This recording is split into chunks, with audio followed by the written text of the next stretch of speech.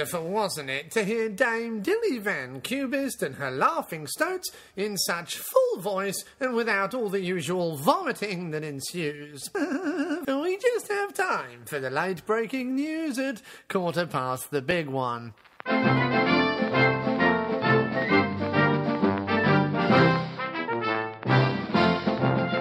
The news tonight where you are right now. Elan Spew Whippleberger, inventor of the angle poised chess faucet, was found dead today on his Indiana ranch under a pile of old What's Carpeting magazines and a highly polished effigy of Donald Sutherland's mustache. He is survived by a young boy who can't remember his name or where he put his prize marrow. He netted out of a fast food eatery in 1996, and also several pigeons that he named after members of the Brady Bunch. And the famous Dutch rattle monkey, Herm, who is able to play chess, whistle Neil Sedaka's back catalogue and speak in a fairly offensive Welsh accent thanks to his handlers at Marwell Zoo, and was also taught to make rude hand gestures by some immature students from Bath, starts the campaign trail this week in his attempt to become Luxembourg's representative at the UN. He will join other animal members, such as Norway's flappy gnu, Ghana's red-bottomed badger, and Turkey's fighting mackerel. The strategic application of animal members by countries that find the whole thing rather tedious and silly is nothing new, and in fact even the UK hid behind a puppet sperm whale for several months between 1983 and 1985. When the human members returned to their seat in late September of that year, the other delegates begged them to return the sperm whale as it made better coffee and told better jokes. For a week in 1955, Portugal let 7 live mandrills loose on the UN floor. Only 3 people were injured and 1 died. The other delegates didn't seem to notice.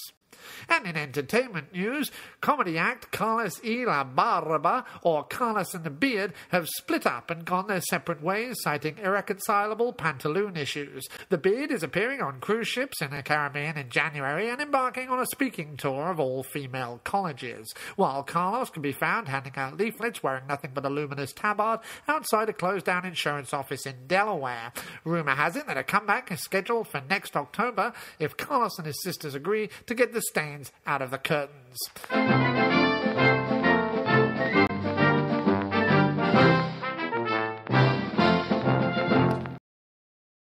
The time is just past the bit where it wobbles and 2 inches higher than the red spot, which means here on Radio Flange Goblet 102. We just have time for some weather with Lionel Weather and his pants of leather. Hi, I'm Lionel Weather, and here is a weekly rundown of what you can expect all over your beautifully lacquered face porches. Monday, it'll be full with some east to westerly gusts of the remnants of some Brussels sprouts, with an aftertaste of warm cleft. Tuesday, dwarfs, obviously. Wednesday, the apocalypse is forecast, but I say that's hogwash, and I think that the fire and brimstone is just going to pass right over us and hit Iceland late afternoon. To be on the safe side, however, I would suggest you buy your barrels of fuel and stash of heavy artillery now to avoid the midweek rush.